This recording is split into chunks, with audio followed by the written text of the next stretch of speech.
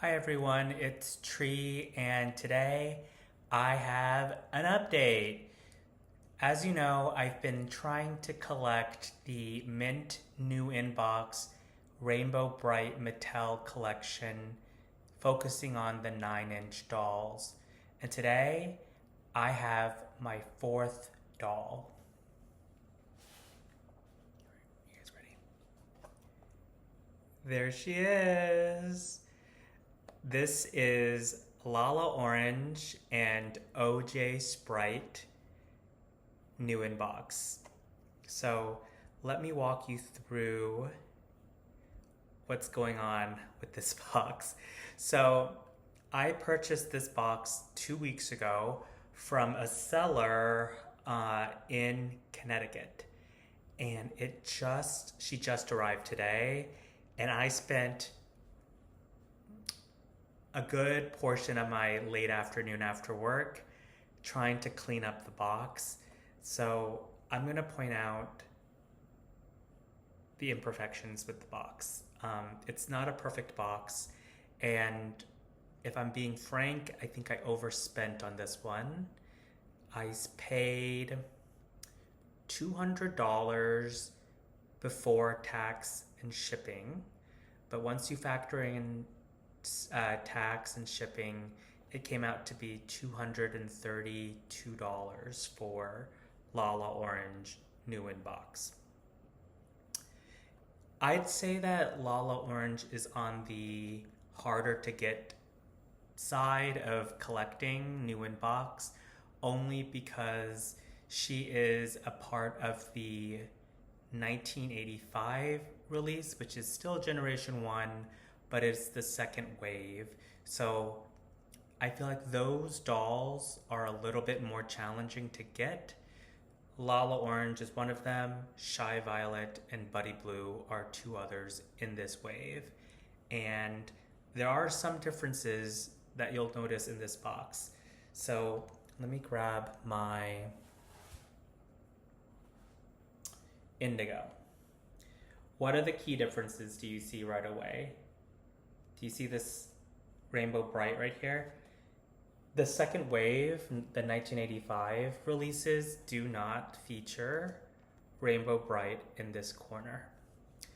And as a result, the box is slightly different in the front, and the back is quite different. The back features the new characters. There's Lala Orange, Buddy Blue, and then even though she was in the first wave, the second part of the first wave, Indigo is also featured in this box. So, oh, and then of course, it's a new design. And one of the things that I was working so painstakingly on with this box in particular was that this box came with so much sticker residue in the top right hand side that it was kind of driving me up the wall. That's one of the hardest things to deal with when you're dealing with collecting new inbox Rainbow Brite dolls, is that a lot of resellers and collectors try to peel off the price sticker that is, there's usually one or sometimes two in this corner, and as a result it leaves this terrible residue. So it was a lot worse this morning. And what I did was I ordered a very special type of paint thinner called benzene, not to be confused with I ordered benzine, not to be confused with benzene, which is super toxic. Benzine is a type of paint thinner that works can actually remove some of the sticker residue. So what I did is I took some of the benzine, diluted it with a little bit of water, and I took a Q-tip and just really gently swabbed the corner to get a little bit of the residue off. It wasn't perfect. The reason why I tried not to use Goo Gone, or I tried to avoid using acetone for the Rainbow Brite boxes, is that you'll notice that you'll start seeing some yellow, which means that the paint is coming off. So the second thing that I did, it was crazy, was that I tried to color match some acrylic paints to go over small parts of the box that were imperfect. So you can start seeing them on the side, but I just wanted to just slightly dab and get rid of the white spots that are around my box, but I think I did a pretty good job. It looks like as good as it's gonna get. I was even tempted, this sounds absolutely insane, I was tempted to try to cover up the sticker residue with like a vintage price sticker, but that would have been just crazy and insane, which makes sense for why I would do it.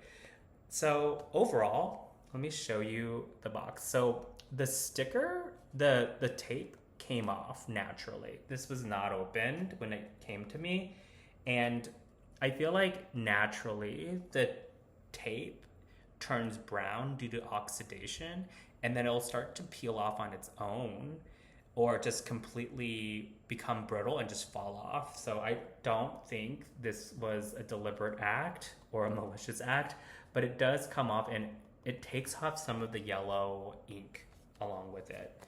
And the same thing kind of happens here, even though this was not removed from the box. So I always like focus on the box because it's like so much of like the value of collecting dolls like this new in box. But I just want to also show you how beautiful this doll is inside the box. So we see here that it has the plastic film around her bangs, the iconic orange beret.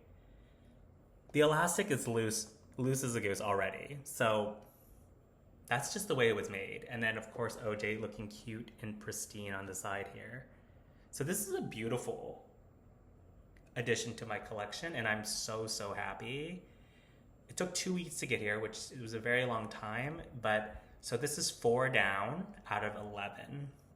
So just to review, I have Rainbow Brite, I have Indigo, which you just saw, Tickled Pink from my friend Kara at Moonstruck Crystals, and I just got this Lala Orange. So I have 7 more to go. There's 11 total. The 11th being Moonglow, which is like, there's only 2 in existence that I know of. But I think I did a pretty good job color matching some of these imperfections, especially this whole area is painted. So, you know what? Let's call a spade and say that I'm an artiste. I'm just kidding. But this looks a lot better. I was a little bit disappointed when I got her, but I am thrilled now that she looks perfectly aligned with the other dolls that I have already collected. So I'll keep you updated. I do have a couple more pieces that are coming in through eBay, including one really sketchy lot, but I'll tell you about that. It's going to be a story for another day.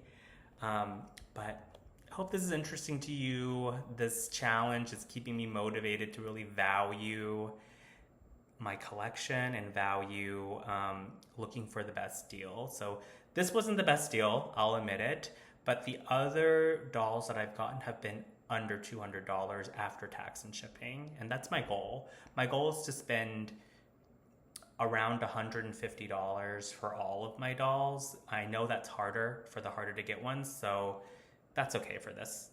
And I didn't want to buy those expensive lots for like $2,000, $3,000 when the quality of each one, if you actually take a microscope to it, is quite poor.